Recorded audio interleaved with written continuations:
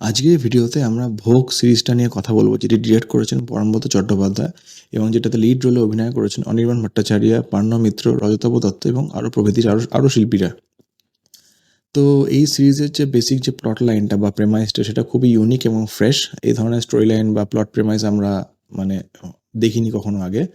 মানে horror or supernatural best movie বা series তো অনেক হয়েছে এর আগে, বাট এই প্লট লাইনটা পার্টিকুলার খুব আমাদের কাছে বেশ, অ্যাজ এ ভিউয়ার আমার কাছে খুব ফ্রেশ এবং নিউ লেগেছে কনসেপ্টটা।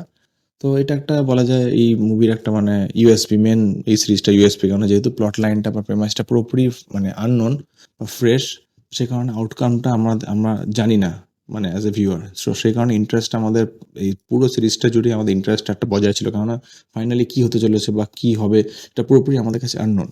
এবং এক্ষেত্রে ডিরেক্টরও খুব ভালো কাজ করে, মানে স্টোরি টেলিংটা খুব ভালোভাবে করেছে যাতে ভিউয়ারের ইন্টারেস্টটা বজায় থাকে মানে ফ্রম ফার্স্ট টু লাস্ট।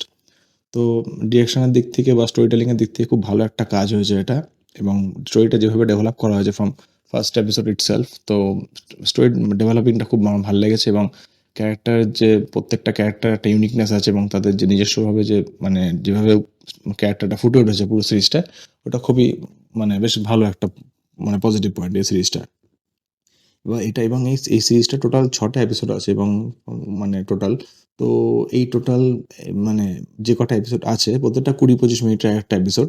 তো প্রত্যেকটা এপিসোডে খুব সুন্দর করে মানে যেভাবে স্টোরিটা ডেভেলপ হয়েছে, মানে স্টেপ বাই স্টেপ আস্তে আস্তে বিল্ড আপ নিচ্ছে, অ্যাম্বিয়েন্সটা হররের অ্যাম্বিয়েন্সটা সেট আপ করা হচ্ছে, বাট মানে ক্লাইম্যাক্সে গিয়ে বা এন্ডিংটা আমার মতে খুবই মানে ফাস্ট পেস লেগেছে। মানে মানে খুব মানে তাড়াহুড়ো করে এন্ডিংটা করা হয়েছে। সেই এন্ডিংটা যদি একটু এক্সপ্যান্ডেড থাকতো বা একটু একটা বা দুটো এপিসোড যদি একটু এক্সটেন্ড করা হতো, তাহলে আমার মনে হয় সিরিজটা আরও ভালো হতো।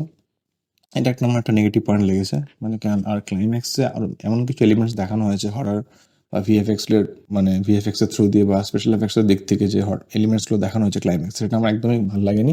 খুব রিপিটেটিভ লেগেছে, যেটা আমরা আগে হিন্দি বা সাউথ অন্য বেঙ্গলি হরর মুভিতে দেখে মানে অলরেডি ফেলেছি। তো এটা খুব রিপিটেটিভ লেগেছে, এক্সপেকটেশনটা আরও বেশি ছিল।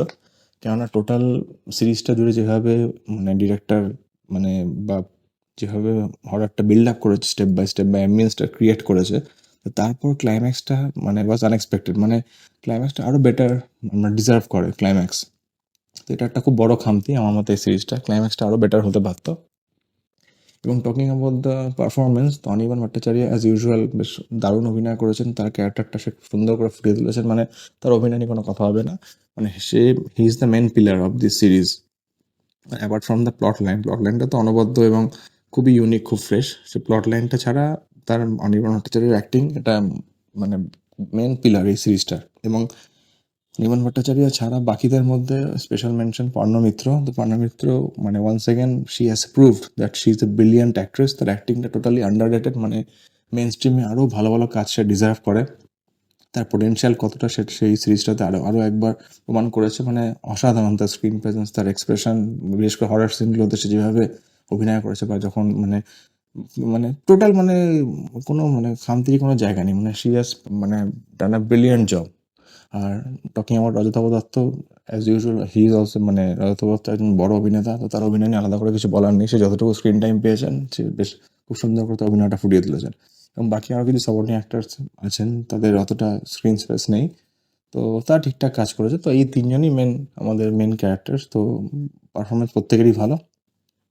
এবং আরেকটা কথা আমি বলতে চাই, সেটা হচ্ছে যে এই মুভিতে কিছু এই সিরিজে এমন কিছু ঘটনা দেখানো হয়েছে মানে বা মানে দেখতে পেয়েছি আমরা, সেটার প্রপার এক্সপ্লানেশন বা সেরকমভাবে কিন্তু এই সিরিজটা দেওয়া হয়নি।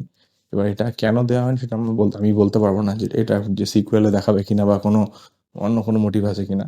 তো কিছু ইভেন্টস এমন আছে যেটার প্রপার এক্সপ্লানেশন থাকলে, প্রপার যদি একটা ব্যাক স্টোরি থাকতো, তাহলে ভিউয়ার্সদের পক্ষে আরও সুবিধা হতো, আরোই ভালোভাবে আমরা কানেক্ট করতে পারতাম।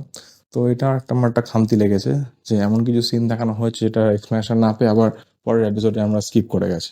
তো এটা একটা নেগেটিভ পয়েন্ট আমার মতে। তো ওভারঅল এটা একটা মাস্ট ওয়াচ মানে সিরিজ। যদি আপনি হরর আর সুপারন্যাচারাল সিরিজ দেখতে ভালোবাসেন, তো এটা আপনার কাছে মাস্ট ওয়াচ। এটা ভালো এক্সপিরিয়েন্স হবে, যথেষ্ট থ্রিলিং এবং এন্টারটেনিং। হ্যাঁ, ক্লাইম্যাক্সটা পার্সোনালি আমার পছন্দ হয়নি খুব একটা, আরও বেটার ডিজার্ভ করে।